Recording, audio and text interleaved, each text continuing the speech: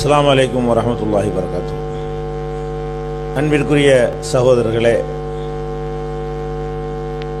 காலையில் நடைபெற்ற முதல் அமர்விலே நாம் என்ன வாதத்தை எடுத்து வைத்தோம், என்ன கேள்வியை கேட்டோம் என்பதையும் அதற்கு ஷேக் அப்துல்லா தரப்பில் சொல்லப்பட்ட பதிலையும் நீங்கள் மறந்திருக்க மாட்டீர்கள்.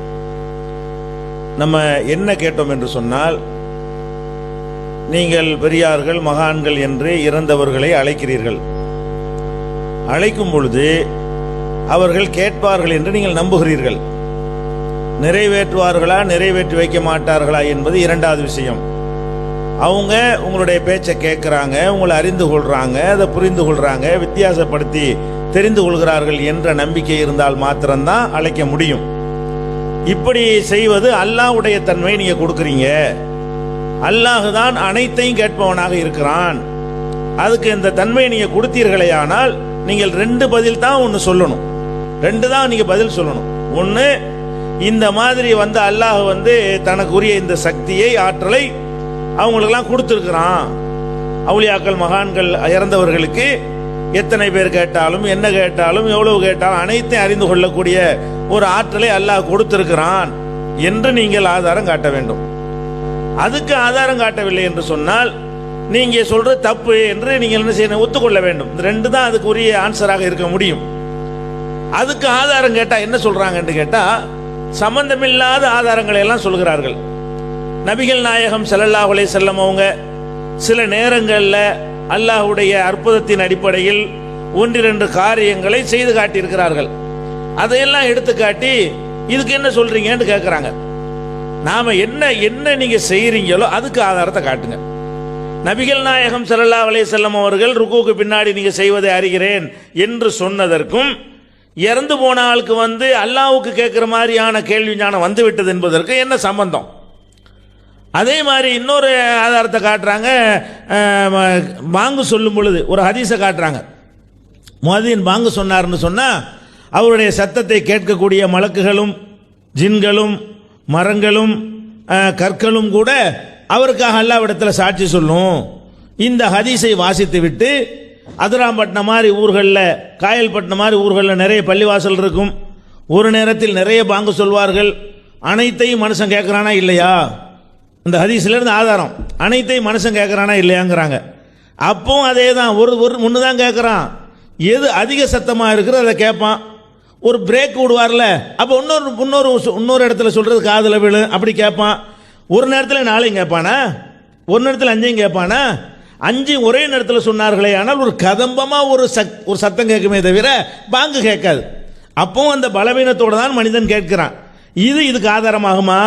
சரி, பாங்கு சத்தம் எல்லாருமே கேட்குறோம். ஒரு ஊரில் ஒரு 5 பள்ளியாசல்ல ஒரே நேரத்தில் பாங்கு சொன்னால் அனைவரும் தானே கேட்குறோம். அனைவரும் கேட்பமாக இருந்தால் இதில் ஒரு ஆளுக்கு பிரத்யேகமாக கொடுத்தது ஒன்று வரல. அனைவரும் தான் கேட்குறோம். என்ன ஒரு பாங்கு சொல்கிறாங்க 5 இடத்துல, அதுதான் விளங்குமே தவிர ஒவ்வொரு வார்த்தையை பிரித்து அறிய முடியாது. பாங்கு தான் சொல்கிறாங்கன்னு அறிந்து கொள்வதற்கு காரணம் முன்னே நம்ம அறிஞ்சு வச்சிருக்கிறது காரணத்தினால. பாங்குக்கு பதிலாக 5 பள்ளியிலையும் 5 வேறு வேறு விஷயங்களை வாசிச்சாங்கன்னா, பாங்குக்கு பதிலாக 5 பள்ளியிலையும் ஒரே நேரத்தில் வேற எதையும் வாசிச்சாங்கன்னு வைங்க, இங்கே இதை வாசிக்கிறாங்க அங்கே அதை வாசிக்கிறாங்கன்னு சொல்ல முடியுமா? பாங்குன்னு சொல்வதற்கு காரணம் காதில் கேட்டதுனால இல்லை, அதை ஏற்கனவே அறிஞ்சு வச்சிருக்கிறோம். பாங்கு தான் சொல்லுவாங்க. 1-2 வார்த்தை அந்த கேப்புகளில் ஒருத்தர் மூச்சு விடும்போது அடுத்த ஒரு சொல்ற காதில் விழும். அப்படித்தான் நம்ம கேட்குறோமே தவிர 5 கேட்குறோம் 6 பாங்கமா கேட்குறோம் அப்படிலாம் கேட்கல. சரி, இப்படி கேட்டதுனால இது இறந்து போனவர்களுக்கு எதை வேண்டாலும் கேட்கக்கூடிய சக்தி வந்து விட்டது என்பதற்கு ஆதாரமாகுமா? நீங்கள் எதை செய்து கொண்டிருக்கிறீர்களோ, நீங்கள் எதை நம்பிக்கொண்டிருக்கிறீர்களோ அதுக்கு இது ஆதாரமாகுமா? இன்னும் சொல்ல போனா இது ஆதாரமான ஒன்னே ஒன்று தான் ஆதாரமாகணும். நீங்க சொன்ன அந்த ஹதீஸ் பிரகாரம் இப்போ நம்ம என்ன செய்யலாம்? இந்த கல் மரத்தை எல்லாம் இப்போ கூப்பிடலாம். ஏன்? அது ஒன்று தான் பாங்கு சத்தை கேட்குதுன்னு வருது. பாங்கு சத்தை கேட்கக்கூடிய கல்லு, பாங்கு சத்தை கேட்கக்கூடிய புல்லு, ஏன்னா அந்த ஹதீஸ் அப்படி தானே வருது. ஒரு மனிதன் பாங்கு சொன்னானே, ஆனால் அதை கேட்கக்கூடிய மனிதர்களும் சாட்சி சொல்வார்கள், மரங்களும் சாட்சி சொல்லும், கல்லும் சாட்சி சொல்லும். அப்போ மனுஷன் கேட்குவாங்கிறக்காண்டி மனுஷனை கூப்பிடலான்னு ஆதாரம் காட்டினீங்கன்னு சொன்னா இன்னொருத்தர் என்ன செய்வாரு? கல்லுலாம் கேட்கும் சாட்சி சொல்லும் இருக்கிறது. நம்ம என்ன செய்யணும்? தொழுது முடிச்சது கல்லே நீ அல்லாட்ட சாட்சி சொல்லு, புல்லே அல்லாட்ட சாட்சி சொல்லு, பூவே அல்லாட்ட சாட்சி சொல்லு, இலையே அல்லாட்ட சாட்சி சொல்லு, மண்ணே அல்லாட்ட சாட்சி சொல்லு, இப்படியா? இப்படி தான் ஹதீஸை விளங்குறதா? இப்போ நம்ம என்ன, நீங்கள் என்ன செய்கிறீங்களோ அதுக்கு ஆதாரம் காட்டுங்க. உங்கள் செய்ய வேண்டிய உங்களுக்கு கடமை என்ன? நீங்கள் ஒரு இறந்து போனவரை அழைக்கிறீர்கள், எந்த இடத்தில் வைத்து அழைக்கிறீர்கள்? ஒன்று அந்த இடத்துல வைக்கலன்னு சொல்லுங்க, அந்த வித்தியாசத்தை சொல்லுங்க. வித்தியாசத்தை கேட்டோம்னா இதெல்லாம் கேள்வி இல்லைங்கிறாங்க. அதான் கேள்வி. நீங்கள் கேள்வி இல்லைன்னா கேள்வி இல்லைன்னு ஆயிருமா? நீங்கள் வந்து கேட்குறீங்க ஒரு ஆள்கிட்ட, எவ்வளோ கேட்கும், எந்த அளவுக்கு உள்ளதை கேட்பாரு? ஒருத்தர் கொடுத்தது இன்னொருத்தர் கொடுக்கப்படலன்னு ஒத்துக்கிட்டீங்க. ஒருவருக்கு ஒரு வேறுபாடு இருக்குன்னு சொல்றீங்க. அப்ப நீங்க தனித்தனி நபரை தான் கூப்பிடுறீங்க, ஒட்டுமொத்த அவுளியாக்கள் கூப்பிடுறது இல்ல. ஒரு மனிதரை கூப்பிட்டீர்களே, ஆனால் அந்த மனிதருக்கு அல்லாஹ் எவ்வளவு கொடுத்திருக்கிறான், தனியாக தானே காட்டணும். இந்த மனிதருக்கு அல்லாஹ் எவ்வளவு சக்தியை கொடுத்திருக்கிறான், அதை காட்டணுமா இல்லையா? இது பொருத்தமற்ற கேள்வியா, சம்பந்தப்பட்ட கேள்வியா? பொருத்தமற்ற கேள்வியை கேட்டு உங்களோட பதில் இல்லைன்னா இதெல்லாம் ஒரு கேள்வியாங்கிறீங்க. இதுதான் கேள்வியே. இதுக்கு தான் நீங்க பதில் சொல்லணும். அவுளியாக்களுக்கு அல்லாஹ் கொடுத்திருக்கான், வகை வகையா கொடுத்திருக்கான், வித்தியாசப்படுத்தி கொடுத்திருக்கான் அப்படி நீங்க சொல்வீர்களே, ஆனால் நீங்க என்ன செய்யணும்? அதுக்குரிய ஆதாரத்தை காட்டணும். ரசூல் ஸல்லல்லாஹு அலைஹி வஸல்லம் கொடுத்த இந்த அளவு, இப்ராஹிம் நபி கொடுத்த இந்த அளவு, முஹிதீன் கொடுத்த இந்த அளவு, அப்துல் கார் கொடுத்த இந்த அளவு அப்படின்னு ஒவ்வொருத்த பேரையும் சொல்லி அதுக்கு தகுந்தவாறு நீங்க என்ன செய்யணும்? டிஃபரெண்ட்டை காட்டணும். அதுக்குரிய ஆதாரத்தோட நீங்களா அந்த அளவை நிர்ணயிக்க கூடாது. இவருக்கு இவ்வளவுதான் கொடுத்து, அப்ப உங்களுக்கு அதுல தெளிவு இல்லைன்னு சொன்னா நீங்க தப்பு பண்றவங்களுக்கு விளங்குதா இல்லையா? நீங்க மார்க்க ஆதாரம் இல்லாம ஒரு ஷிர்கான ஒரு காரியத்தை, அல்லாஹ்வுக்கு இணை வைக்கிற காரியத்தை வந்து பொய்யான ஒரு காரணத்தை சொல்லிக் கொண்டு நியாயப்படுத்துகிறீர்கள் என்பது அதுல தெளிவாக நிரூபணம் ஆயிடுச்சு. அந்த பாங்கு சொல்ற ஹதீஸ் வந்து இதுல வந்து என்ன செய்யாது, நிக்காது. அதே போல நபிகள் நாயகம் ஸல்லல்லாஹு அலைஹி வஸல்லம் அவர்கள் சில விஷயங்களை மனசில் உள்ளது நினைச்சதை முதுகுக்கு பின்னாடி நடக்கிறதெல்லாம் அவங்க அறிவிச்சு கொடுத்தாங்கன்னு ஒரு 2 செய்தியை சொன்னாங்க. இதுன்னு 2 விதமாக நிறைய இருக்கிறது. எதெல்லாம் இருக்கிற நம்புவோம், ஆனால் அது தெரியாமல் இருந்து அதை விட அதிகமாக இருக்குன்னு நான் சொன்னேன். உடனே அதுக்கு என்ன செய்யறாங்க? ஒத்துக்கொண்டார்களாம். என்ன ஒத்துக்கொண்டார்கள்? இருக்கிறது தானே அது. எதை ஒத்துக்கிட்டோம்? ரசூல் ஸல்லல்லாஹு அலைஹி வஸல்லத்துக்கு மறைவான ஞானம் இருக்குன்னு ஒத்துக்கொண்டார்கள். ரசூல் ஸல்லல்லாஹு அலைஹி வஸல்லம் அவர்கள் மனசில் உள்ளதெல்லாம் அறிவார்கள் என்று ஒத்துக்கொண்டார்கள். அப்படிலாம் ஒத்துக்கிறவே இல்லை. என்ன ஒத்துக்கிறோம்? எதற்கு ஆதாரம் இருக்கிறதோ, நபிகள் நாயகம் ஸல்லல்லாஹு அலைஹி வஸல்லம் அவர்கள் நமக்கெல்லாம் இல்லாமல் பிரத்யேகமாக எதை அறிந்து கொண்டார்கள், செய்தார்கள், புரிந்து கொண்டார்கள் இந்த ஆதாரம் இருக்கிறதோ அதை நம்ம நம்ப வேண்டும். ஏன்? குர்ஆன்ல இருப்பதனால், ஹதீஸில் இருப்பதனால். எதுக்கு ஆதாரம் இல்லையோ அதுல எல்லாம் மனிதர்களைப் போல இருந்தார்கள் நாம் நம்ப வேண்டும். இதைத்தான் நான் சொன்னேனே தவிர என்னமோ சொல்லாத ஒன்றை ஒத்துக்கொண்ட மாதிரி என்ன செய்யறாங்க? திசை திருப்புகிறார்கள். அதில் ஒத்துக்கிற ஒரு பேச்சே இல்லை. அடுத்து என்ன? ஏற்கனவே கபூர் வணங்கியா இருந்தோம், இப்போ மாறிட்டோன்னே நீங்கள் கபூர் வணங்கியா இருந்து நாங்கள் கபூர் வணங்கியா இல்லை அப்படிங்கிறப்ப நாங்கள் வணங்குறது கிடையாதுங்கிறாங்க. நீங்கள் செய்கிற இந்த செயலுக்கு பேர் தானே வணக்கம்ங்கிறோம். நீங்கள் ஒரு மனுஷனுக்கு போய் செத்து போன ஆளுக்கு போய் அல்லாஹ் கேட்குற மாதிரி கேட்பான், அல்லாஹ் பார்க்குற மாதிரி பார்க்குவான்னு சொன்னோடனே வணங்கிட்டீங்களே. அந்த கபூர் வணக்கத்தை நாங்கள் செஞ்சிட்டு இருந்தோம். நாங்கள் எந்த கபூர் வணக்கத்தை செஞ்சதாக சொன்னோமோ அந்த கபூர் வணக்கத்தை நீங்கள் இப்போ செஞ்சுட்டு இருக்கிறீங்க. ஆதாரம் காட்ட முடியாமல், திருப்பி திருப்பி கேட்டு பதில் சொல்ல முடியாமல், கபரை போய் கும்பிட்டுக்கிட்டு வணங்கணும்னு அர்த்தத்தில் நாங்கள் சொல்லவில்லை. இப்படி தான் நினைச்சோம். என்ன நினைச்சோம்? அவ்வளோ எல்லாம் கேட்கும். அப்புறம் தான் வித்தியாசம் பார்க்குறோம். அது எப்படி கேட்கும்? அல்லாஹ்வுடைய கேள்வி இருக்கும். ஆதாரத்தை காணாம தேடி தேடி பார்க்குறோமே, நம்மளுக்கு முன்னோர்கள் தப்பாவில் கைடு பண்ணிட்டாங்க என்று விளங்கி கொண்டு வந்துட்டோம். அப்போ நாங்கள் எதிலிருந்து நாங்கள் விடுபட்டு வந்தோமோ அதைத்தான் நீங்கள் இப்போ செய்து கொண்டிருக்கிறீர்கள். அப்போ இல்லைன்னா நீங்கள் என்ன செய்யணும்? 2 தானே சொல்லணும். நீங்கள் ஒருத்தரை கூப்பிடுறீங்க, அப்துல் காதரே மொஹிதீன் கூப்பிடுறீங்க, ஆயிரக்கணக்கான பேர் கூப்பிட்றானா இல்லையா? இந்த ஆயிரக்கணக்கான அது லிமிட்டே கிடையாது, கோடியும் கூப்பிடுவான். கூப்பிட்ற அத்தனை பேர்னு வச்சுக்கிறங்க. கூப்பிட்ற அத்தனை பேருடைய பிரார்த்தனை அவருக்கு விளங்கும் நினைக்கிறீங்க. கூப்பிட்ற அத்தனை விளங்குவது வந்து இறைத்தன்மையா மனுஷத்தன்மையா? இதுதான் பிரச்சனை, ஒரே நேரத்தில் விளங்குதல் என்பது. இதுக்கு உதாரணத்துக்காக வேண்டி கோடிக்கணக்கான சொன்னோன்னே கோடி இருந்தாலும் ஒரு லிமிட் ஆகி வச்சுக்கிறாங்க. கோடிங்கிற அதுக்காக சொன்னோம். கோடினா என்ன அர்த்தம்? எண்ணிக்கையில் அடங்காதுன்னு வச்சுக்கிறங்க. வார்த்தை தானே வித்தியாசம். எண்ணிக்கையில் அடங்காது அல்லாஹ் கேட்கும். அதே மாதிரி அவுளியாக கேட்க நீங்க நினைக்கிறீங்க. எத்தனை பேர் கூப்பிடுகிறார்களோ அத்தனை அவர் விளங்குவார், அத்தனையும் பார்ப்பார், அத்தனையும் புரிந்து கொள்வார் என்றால் இப்படியான ஒரு ஆற்றல் அவுளியாக்கள் கொடுக்கப்பட்டுச்சு. ஆதாரம் காட்டணும். யார் யாருக்கு கொடுக்கப்பட்டுச்சு? ஆதாரம் காட்டணும். என்னென்ன வித்தியாசத்தில் கொடுக்கப்பட்டுச்சு? ஆதாரம் காட்டணும். இதெல்லாம் காட்டி நிறுவலை என்று சொன்னா நீங்க செய்யற சிறுக்கு தானே. அல்லாஹ்வுடைய இடத்துல வச்சுவிட்டு அப்புறம் சிறுக்கு இல்லைன்னு என்ன அர்த்தம்? அல்லாஹ்வுடைய இடத்துல அல்லாஹ்வுடைய பவர் அவருக்கு நினைத்த பிறகு அதனால சிறுக்கு இல்லை நீங்களா சொல்லிக்கிட்டா இல்லைன்னு ஆயிருமா? அப்போ இதுதான் நம்ம வைத்திருக்கிற வாதம். அப்போ இந்த லைஸ கமிஸ்லிஹி ஷைஉன்கிற அந்த திருக்குர்ஆன் வசனத்தின் அடிப்படையில் அது கேட்கறதையும் பார்க்கறதையும் பற்றி தான் பிரத்யேகமாக சொல்கிறது. யார் கேட்கறதும் பார்க்கறதும் அல்லாஹ்வுக்கு போல இருக்கு நினைக்கிறார்களோ அவங்க அல்லாஹ்வை போல இன்னொருத்தை உண்டாக்கி விட்டார்கள்.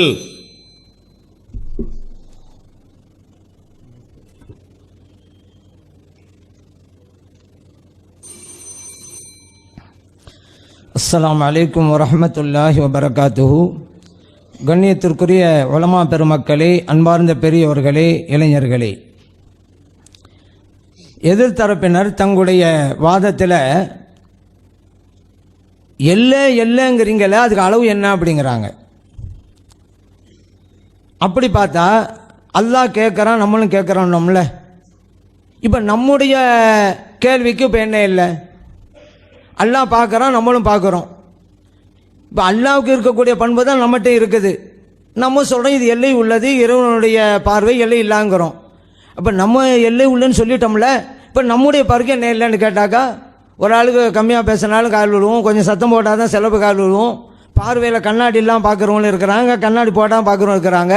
கண்ணாடி இல்லாவிட்டால் கூட ஓரளவுக்கு பார்வை போகும், அதை விட நல்லா போகிறதும் இருக்குது. இப்போ அந்த கேள்வி அங்கே எழுப்புனா இங்கே கேள்வி வருதா இல்லையா?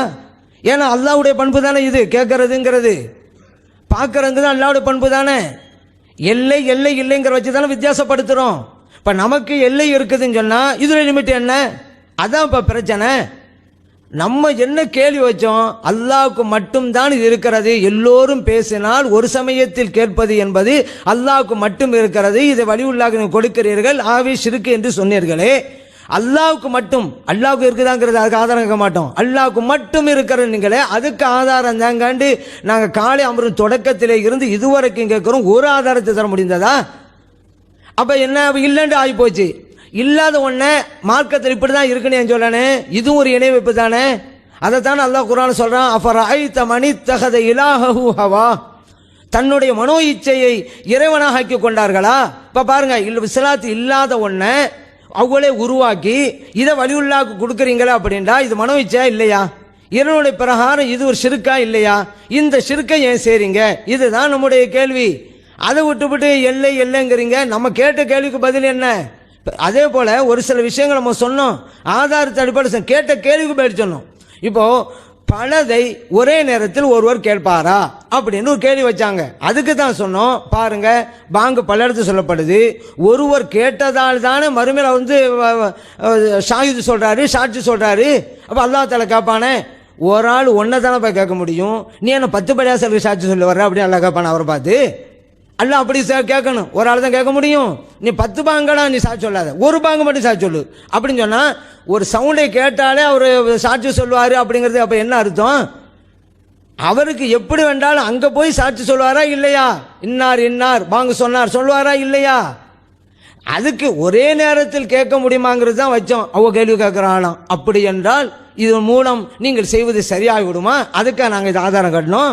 வலிமார்கள்ட்ட கேட்கலாங்கிறதுக்காக இது ஆதாரம் காட்டணும். பாங்கு கேட்கக்கூடியவர் சாட்சி சொல்ல வருவார், ஆகவே வலிமாரத்தில் கேட்கலாம் அப்போ நாங்கள் சொன்னோமா? அப்போ தான் நீங்கள் சொல்லலாம். இதுக்கும் நீங்கள் செய்கிறதுக்கும் என்ன சம்பந்தம் கேட்கலாம். நீங்கள் கேட்டு ஒரு கேள்விக்கு பதில் சொன்னோம். ஒருவர் பலதை கேட்க முடியுமா? ஒரு நேரத்தில் கேட்கலாம் அப்படி நம்ம சொன்னோம். அதே போல் நம்ம எதுக்கு நாங்கள் ஒன்றை தலீலாக காட்டுறோன்னு வைங்க, அதுக்காக வேண்டி இதை வச்சுக்கிட்டு அதுவா அப்போ நாங்கள் சொல்லவே இல்லையே, சொல்லாதே நீங்கள் சொல்கிறீங்க. அதே போல் அவங்க பல ஷிர்க் பண்ணுறாங்க. குழந்தை பாக்கியம் அல்லாஹ் தான் கொடுக்க முடியும் அப்படிங்கிற நமக்கெல்லாம் தெரிஞ்சதாங்க. ஆனால் அவங்க வந்து பொறுப்பில் இருக்கும்போது ஜன்னத்து பத்திரிகையில் அவங்க வந்து குழந்தை பாக்கியம் வந்து ஒரு மனிதர் கொடுப்பான்னு சொல்லி ஒரு விளம்பரத்தையே போட்டுக்கிறாங்க. இதுதான் பச்சை ஷிர்க்குன்னு நம்ம சொல்கிறோம். எல்லாம் ஆமோதிக்கிறாங்க. இப்போ பாருங்க, ஒரு விளம்பரம் அல் ஜன்னத்து பத்திரிகையில், அதில் பாருங்க தலைப்பே குழந்தை பாக்கியம். குழந்தை அல்லாஹ் தானே கொடுக்குறான். யஹபுலிமை யஷாவு இனாசன் வயஹபுலிமை யஷாவு துக்கூர், நாடிவருக்கு அல்லாஹ் தாலா பெண் குழந்தையை கொடுப்பான், நாடியவங்களுக்கு ஆண் குழந்தை கொடுப்பான். அதுதான் தௌஹீது அப்படிலாம் சொன்னவங்க குழந்தை பாக்கியம் அப்படின்னு ஒரு ஹெட்டிங்கை போட்டு ஒரு விளம்பரம் கொடுக்குறாங்க. திருமணமாகி பல ஆண்டுகள் ஆகியும் சிகிச்சைகள் பல செய்தும் குழந்தை பாக்கியம் கிட்டாத கணவன் மனைவியர் ஹாஜி டாக்டர் ஒரு ஆளை போட்டு அவர்களை நேரில் சந்தித்து நல்ல ஆலோசனைகளையும் மருந்துகளும் பெறலாம். அதாவது குழந்தை பாக்கியம் கிட்டாத கணவனு இவர்கிட்ட போனால் குழந்தை கிடைச்சிருமா? இப்போ இது வந்து ஷிர்கா இல்லையா? இப்போ இதெல்லாம் யார் நாங்களா சொன்னோம்? அதனால தான் அவங்க சொல்கிறோம் ஷிர்க்க பல வகையில் அவங்க சொல்கிறாங்க. அதே போல் பாருங்க, இன்னும் பல ஷிர்க்கு அவங்கள்ட்ட இருக்குது. அவங்க விளம்பரம் கொடுக்குறாங்க அவங்க உணர்வு பத்திரிகையில். இரத்த தானம் செய்வீர், மனித உயிர் காப்பீர். மனித உயிரை காக்கிறது யாரு? அல்லாவா மனுஷனா? இப்போ பாருங்க எப்படி கேள்வியெல்லாம் திரும்புதுங்கிறத அந்த இளைஞர்கள் யோசிக்கிறாங்க. பார்த்தீங்களா, ஆமதிக்கிறாங்க. இப்போ அதனால அல்ஹம்துலில்லாஹ் அல்ஹம்துலில்லாஹ். இப்போ இறைவனுக்கு மட்டும் அல்ஹம்துலில்லாஹ் அல்ஹம்துலில்லாஹ் அல்ஹம்துலில்லாஹ். இறைவனுக்கு மட்டும் இருக்கிற தன்மைகளை மனிதனுக்கு கொடுப்பது யார்? யார் இப்போ ஷிர்க்கு பண்ணுறாங்க? உயிர் காப்பது இறைவன் இருக்க, மனிதர்கள்ட்ட போய் நீங்கள் உயிரை காடுங்க அப்படிங்கிறாங்க. இந்த உதவி தேடுவது ஷிர்க்கா இல்லையா? ஒரு ஆள் குழந்தை பாக்கியமே இல்லாவிட்டால் நான் குழந்தை தர்றேன் அப்படிங்கிறாரு, அதுக்கு விளம்பரம் போடுறாங்க. இது ஷிர்க்கா இல்லையா? இதில் நம்முடைய கேள்வி. நம்ம சொல்லிட்டாங்க இறைவனை தவிர வேறு யாருக்கும் எந்த சக்தியும் இல்லைன்ட்டோம், தெளிவாக இருக்கணும் அதில். அதே போல் பாருங்கள், நபிகள் நாயகம் ஸல்லல்லாஹு அலைஹி வஸல்லம் அவங்களுக்கு சில தகுதியில் இருக்கிறா சொன்னோம். இப்போ சொல்கிறாங்க இருக்கு, நாங்களும் ஒப்புக்கொள்கிறோம், வித்தியாசம் இருக்குது. அப்போ முன்னாலே சொன்னீங்க அந்த வித்தியாசம் இல்லாமல் இருந்தால் நீங்கள் கொடுக்குறீங்க அப்படின்னு சொல்கிறீங்க. இப்போ ஒரு குறிப்பிட்ட எதில் இருந்தால் தெரியும், தொலைவில் இருந்தால் தெரியுமா? இது அல்லாஹ்க்கு உள்ளதில், இது அல்லாஹ்க்கு இருக்கிற மற்றவங்களுக்கு கொடுக்கலாமா அப்படின்னீங்களே. இப்போ நபிகள் நாயகம் ஸல்லல்லாஹு அலைஹி வஸல்லம் மூத்தாங்கிற இடத்துல யுத்தம் நடத்தப்பட்ட போது ஒவ்வொரு சஹாபியும் ஷஹீதான போது மதீனாவில் இருந்துக்கிட்டே சொன்னாங்களே, ஸெய்த் ரலியல்லாஹு அன்ஹு இப்போ ஷஹீதாயிட்டாங்க. கொஞ்சம் நேரம் கழித்து சொல்கிறாங்க ஜாஃபர் ரலியல்லாஹு அன்ஹு ஷஹீதாயிட்டாங்க. இன்னும் கொஞ்சம் நேரம் கழித்து சொல்கிறாங்க அப்துல்லாஹ் இப்னு ரவாஹா ரலியல்லாஹு அன்ஹு ஷஹீதாயிட்டாங்க. இது புகாரில் பதிவு செய்யப்பட்டிருக்கு. அதுக்கடுத்து சொல்கிறாங்க ஹாலித் இப்னு வலீத் ரலியல்லாஹு அன்ஹு தலைமை ஏற்று வெற்றி வாங்கி சூடுறாங்க. இது எல்லாம் புகாரில் இருக்குங்க. மூத்தாங்கிற இடம் சிரியா நாடு, அரபியில் ஷாம்னு சொல்லுவாங்க. அங்கே நடுபெற யுத்தத்தை நபிகள் நாயகம் ஸல்லல்லாஹு அலைஹி வஸல்லம் மதீனாவில் இருந்துக்கிட்டே பார்க்குறான்னு சொன்னால் இப்போ நம்மனால முடியாது, அவங்களுக்கு இருக்குது. அப்போ அல்லாஹ் கொடுத்துருக்காங்கிறோம். உடனே அது இதுக்கு ஒரு எல்லை கேட்டிங்களா, இப்போ எல்லையும் தாண்டி போதா இல்லையா? அதுக்காக நபிகள் நாயகம் ஸல்லல்லாஹு அலைஹி வஸல்லம் அல்லாஹ்வுக்கு இருக்கிற பண்பை தனக்கு இருக்கிறத கூறிட்டாங்களா? இல்லை. அல்லாஹ் வேறு, நபிகள் நாயகம் ஸல்லல்லாஹு அலைஹி வஸல்லம் வேறு தானே. ஆனால் நம்மளால் முடியாத செய்கிறாங்கல்ல. எத்தனை பேர் என்பதல்ல, இறைவனுடைய படைப்புக்கு இறைவன் இதை கொடுத்திருக்கிறானா இல்லையா? அதான் கேள்வி. கொடுத்திருக்கிறான் என்றால் ஷிர்க் எப்படி வரும்? இல்லை அவருக்கு கொடுத்திருக்கிறான் இவருக்கு கொடுத்தான்னு சொன்னாதான் ஷிர்க் அப்படின்னா அது என்ன? ரெண்டு பேரும் அல்லாஹ்வுடைய படைப்பு தானே. நபிகள் நாயகம் ஸல்லல்லாஹு அலைஹி வஸல்லம் அல்லாஹ் படைப்பு தான், ஒரு இறை நேசம் அல்லாஹ் படைப்பு தான். இவருக்கு இல்லை அவருக்கு இருக்குன்னு வேண்டாம் சொல்லுங்க. ஆனால் அங்கே இருக்குன்னு சொன்னா ஷிர்க் இல்லை, இங்கே இருக்குன்னு சொன்னா ஷிர்க்குன்னு சொன்னா அதெல்லாம் ரெட்டை அளவுகோல். ரெண்டு பேரும் இவருடைய அடியார்கள் தானே. அவங்க நிலைப்பாடு என்ன? சரி, இதையும் தாண்டி நபிகள் நாயகம் ஸல்லல்லாஹு அலைஹி சொல்றாங்களே, நான் இந்த இடத்துல இருந்துக்கிட்டு ஹவுதலை பார்க்கிறேன் அப்படிங்கிறாங்க. அல்லாஹ் இப்பொழுது பார்க்கிறேன்ங்கிறாங்க. புகாரில் பதிவு செய்யப்பட்டிருக்கு. இப்போ ஹவுது எங்கே இருக்குது? நபிகள் நாயகம் ஸல்லல்லாஹு அலைஹி வஸல்லம் மதீனாவில் இருந்துக்கிட்டு நான் பார்க்கறாங்களே, எப்படி பார்த்தாங்க? நம்மளால் முடியுமா? அப்போ இது இறைவனுக்குள்ள ஆற்றலை ஸல்லல்லாஹு அலைஹி வஸல்லம் தனக்கு இருப்பதா சொல்லிவிட்டாருங்களா? இப்போ இதையெல்லாம் சொன்னால் வித்தியாசப்படுத்தீங்கல்ல, அந்த வித்தியாசம் படுத்துங்கிறோம். என்னத்தான் வானத்தில் இருக்கிறத பார்த்தாலும் நபிகள் நாயகம் ஸல்லல்லாஹு அலைஹி வஸல்லம் பார்வை எல்லை உள்ளது தான், முடிஞ்சு போச்சு. லைஸ கமிதிலி ஷை, இறைவனை போன்று எவரும் இல்லை. என்னதான் மூத்தாங்கிற இடத்துல பார்த்தாலும் சரிதான், லைஸ கமிதிலிஹி ஷை, இதெல்லாம் எல்லை உள்ள இடங்கள், இதற்கு அப்பாற்பட்டவன் இறைவன். அப்படிக்கும் பொழுது எல்லைக்குள்ளேயே உள்ள விஷயத்தை வச்சுக்கிட்டு அது அல்லாஹ்வுக்கு மட்டும்தான் இருக்குது, இது உங்களுக்கு கொடுத்தா ஷிர்க்கு, அல்லாஹ்வுக்கு மட்டும்தான் இருக்கு, நீங்கள் எல்லாம் ஆதாரம் தாங்கிறோம். இது தரவே இல்லையே. இன்னும் சொல்லப்போனால் இன்னும் நம்ம விளக்கம் கொடுத்தோம். அல்லாஹ்வுக்கு மட்டும் இருக்கக்கூடியதை பிறருக்கு இருப்பதா சொன்னால் கூட வித்தியாசம் இருக்குன்னு புரியுறீங்களே, அந்த மாதிரி எல்லா இடத்தையும் புரியுங்கன்றோமே. இப்போ ஒவ்வொரு நாள் கொடுத்துருக்குறான், அல்லாஹ் கொடுத்துருக்குறான், அல்லாஹ் கொடுத்ததுனால அல்லாஹ் மாறிட்டாங்களா? இல்லை. நம்ம அதில் தெளிவாக இருக்க வேண்டும். நபிகள் நாயகம் ஸல்லல்லாஹு அலைஹி வஸல்லம் அவருக்கும் சரி மற்ற நபிமாருக்கும் சரி அல்லாஹ் தஆலா நான் குழந்தை தருவாங்கிறான், இப்ராஹீம் அலைஹிஸ்ஸலாம் குழந்தையை தருவாங்கன்னு சொன்னதான் சொல்லி காட்டுறான். வித்தியாசப்படுத்துறோமா இல்லையா?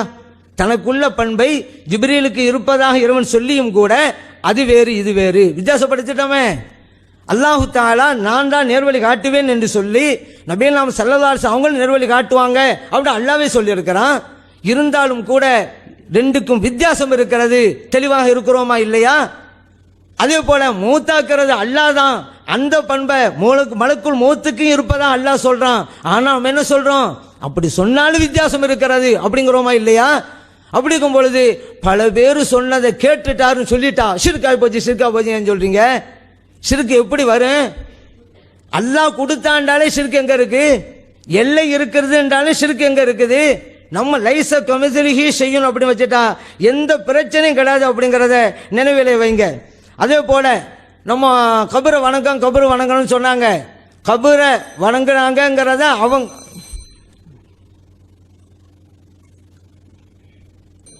அன்புள்ள சகோதரர்களே, நிரந்தர நரகத்தில் தள்ளக்கூடிய ஒரு பாரதூரமான செயலை நீங்கள் செய்கிறீர்கள் என்று ஒரு பெரிய குற்றச்சாட்டை நம்ம சுமத்துகிறோம். அந்த குற்றச்சாட்டு எங்கள் மீது இல்லை என்று சொல்வதற்கு ஏற்ற ஒரு ஆதாரத்தையும் வைக்காம, ஆதாரம் என்ன, அல்ஜன்னத் பத்திரிகை விளம்பரம் பாருங்களேன், விவாதம் வந்து எவ்வளோ ப்ரிப்பேராக வந்து சொல்ல வேண்டிய ஒரு சபையில் அல்ஜன்னத் விளம்பரம் கொடுத்தீங்களே, உணர்வு விளம்பரம் கொடுத்தீங்களே என்று சொல்கிற அளவுக்கு, அதாவது உங்கள் மீது நம்ம என்ன குற்றச்சாட்டை சொல்லி இருக்கிறோம் அதுக்கு நீங்கள் சொல்கிற பதில் சரியா, நீங்கள் சிறுக்கு வைக்கலைங்கிறது அதை கொண்டு நிரூபிக்க இயலுமான்னு கேட்டால், நீங்கள் தானே அல்ஜன்னத்தில் விளம்பரம் கொடுத்திய, நீங்கள் தானே உணர்வு விளம்பரம் கொடுத்தியன்னு சொல்கிறாங்க. சரி, அதுலையாவது உண்மையாளர் இருக்கணுமா இல்லையா? அதை வாசிக்கிறாங்க. அதில் என்ன இருக்குது? குழந்தை பாக்கியம் இல்லாதவர்கள் வந்து ஆலோசனைகளும் மருந்துகளும் பெறலான் இருக்குது. குழந்தை பாக்கியம் இல்லாத புள்ள தருவண்டில் இருந்துச்சா? அவர் வாசிச்சதில் இருந்துச்சா? வாசிச்சதில் இல்லை.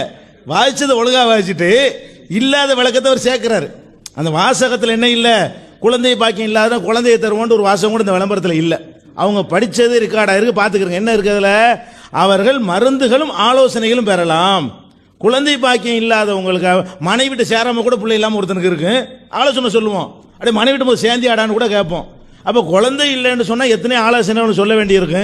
அந்த ஆலோசனையை சொல்லி தருவோம், மருந்து தருவோம். மருந்து சில உயிரணுக்களை உண்டாக்குறதுக்குள்ள மருத்துவ மார்க்கத்தில் உள்ளது. இதுவும் ஒன்றா? குழந்தை இல்லாதவர்களுக்கு மருத்துவ ஆலோசனை சொல்லுவோம் என்று சொல்வது, எங்கிருந்து அழைத்தாலும், எத்தனை பேர் அழைத்தாலும், எவ்வளோ சத்தில் அழைத்தாலும், யார் அழைத்தாலும் அத்தனை எந்தவித எல்லை இல்லாமல் அவர் கேட்பார் என்பது ஒன்றா? இதுக்கு அது மேட்ச் ஆகுமா? இது நாங்கள் பகிரங்கமாக இன்னும் விளம்பரம் போடுவோம். என்ன விளம்பரம் தான் கொடுங்க, அதையும் போடுறோம். இதில் என்ன இருக்குன்னா, இதில் ஒன்றுமே ஒரு மேட்டரே இல்லையே. அதுக்கு அடுத்து என்ன? இரத்த தானம் செய்தால் உயிர் காப்போம்னு போட்டிருக்கிறோம். இந்த உயிர் காக்குதல்ங்கிற வார்த்தையை வந்து ரெண்டு அர்த்தத்தில் அல்லாவை பயன்படுத்துகிறான். ஒமன் அகையாக இப்போ கண்ணமா அஹியன் நாச ஜமியா, ஒரு உயிரை வந்து கொலை செஞ்சவன் உலகத்தையே கொலை செஞ்ச மாதிரி, ஒரு உயிரை வாழ செஞ்சவன் வந்து உயிர் கொடுத்தவன் தான் வருது. அதில் உயிர் கொடுத்தவன் அனைவருக்கு உயிர் கொடுத்த மாதிரிங்கிறான். உயிர் கொடுக்குற அர்த்தமா?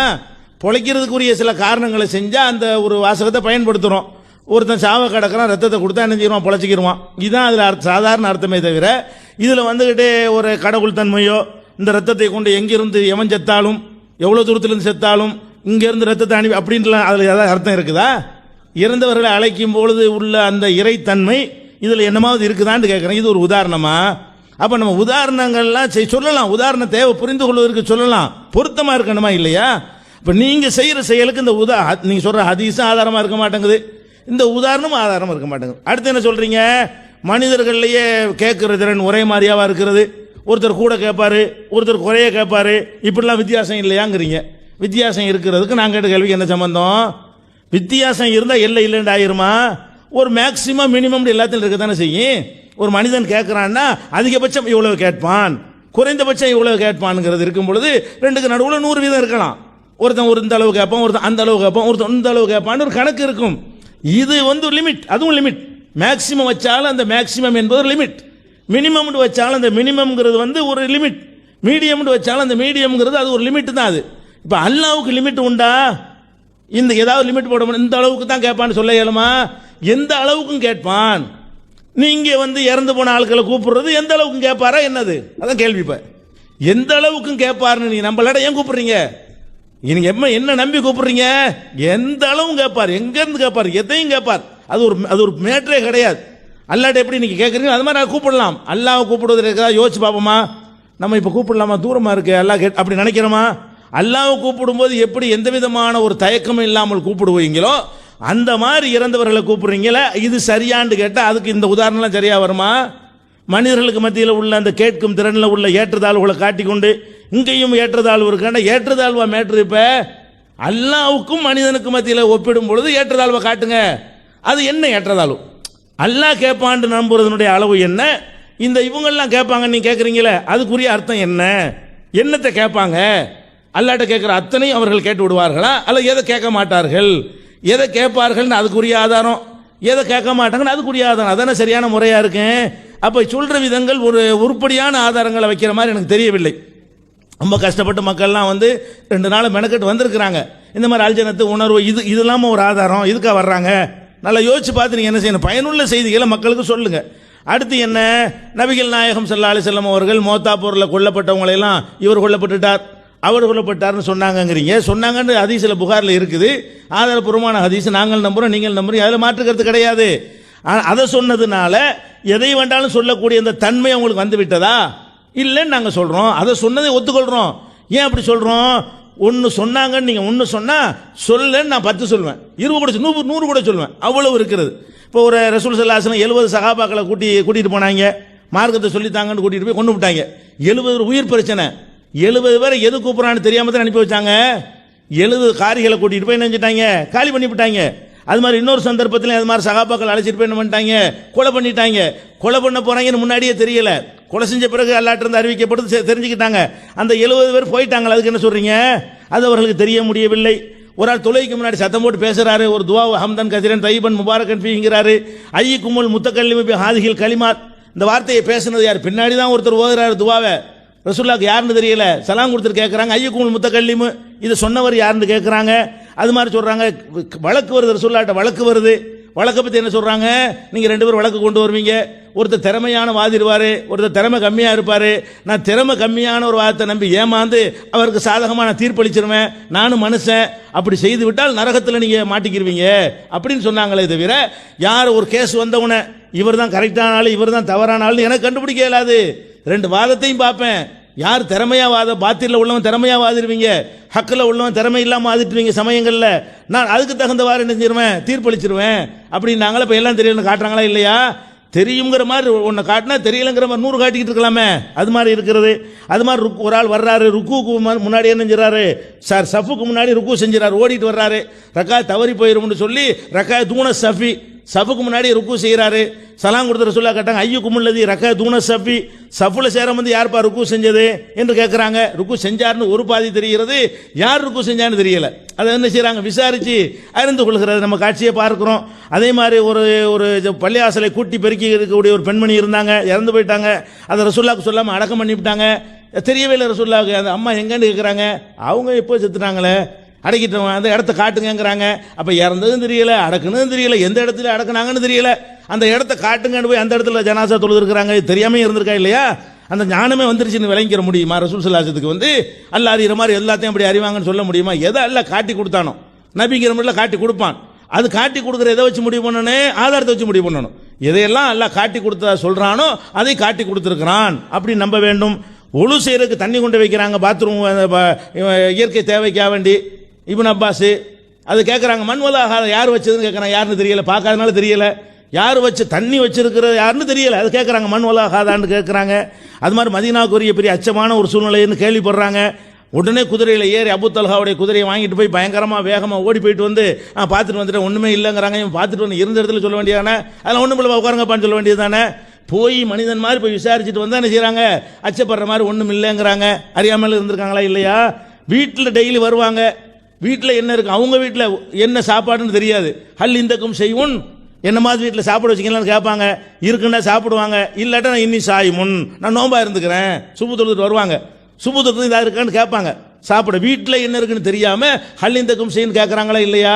ஒரு விருந்தாளி வர்றாரு, வீட்டுக்கு அனுப்பிவிட்டு ஏதாவது இருக்கு கொடுக்க ஏதாவது இருக்குதா அப்படின்னு கேட்டு விடுறாங்க. வீட்டிலேருந்து ஒன்றுமே இல்லைன்னு பதில் வருது. ஏன் கேட்டு விடணும், ஏன் வீட்டுக்கு ஆள் அனுப்பணும்? இது பட்டியல் போட்டுட்டே போகலாம், வண்டி கணக்காக இருக்கிறது. அப்ப நபிகள் நாயகம் எதுக்கு நான் சொல்றேன்னு கேட்டா, நபிகள் நாயகம் ஸல்லல்லாஹு அலைஹி வஸல்லம் அவர்களுக்கு சிலதை அல்லாஹ் அறிவித்து கொடுத்தான். இதை அதை மறுக்கிற கூட்டமா நீங்க நினைச்சுக்கிறாதீங்க. எதெல்லாம் குர்ஆன்ல ஹதீஸ்ல இருக்க ஏற்றுக்கொள்ள வேண்டும். ஒரு சைடை ஏற்றுக்கிட்டு ஒரு சைடை மறுக்கக்கூடாது, அதான் டாபிக். இந்த சைடை ஏற்றுக்கொள்ற மாதிரி தெரியாத விஷயங்கள் பல இருந்துச்சுங்கிற இன்னொரு சைடை ஏற்றுக்கொள்ள வேண்டும். அப்ப ரெண்டுக்கு இணக்கமா என்னது, அல்லாஹ் எதை அறிவித்து கொடுத்தானோ அது தெரியும், அறிவித்து கொடுக்கலன்னா தெரியாது, அது அதிகமாக இருக்கிறது, அறிவித்து கொடுத்ததை விட அதிகமாக இருக்கிறது. நீங்க ஒவ்வொரு ஒன்று சொல்லும் போது நான் வந்து 20 10 நான் சொல்லுவேன் இன்ஷா அல்லாஹ், அவ்வளவு இருக்கு தெரியாதுங்கிற தெரியறதுக்கு ஒன்று சொன்னீங்களா, டாபிக் அதல்ல. இதுக்கு என்ன சம்பந்தம்?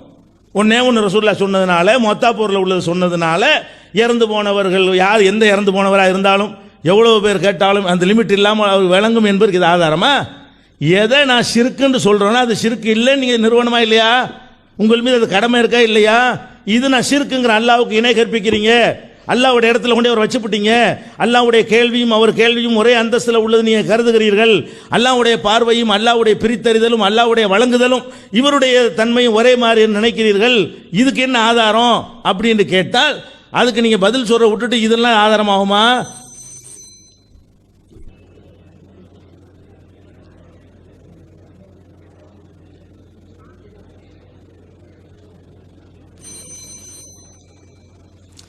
அன்பானவர்களே,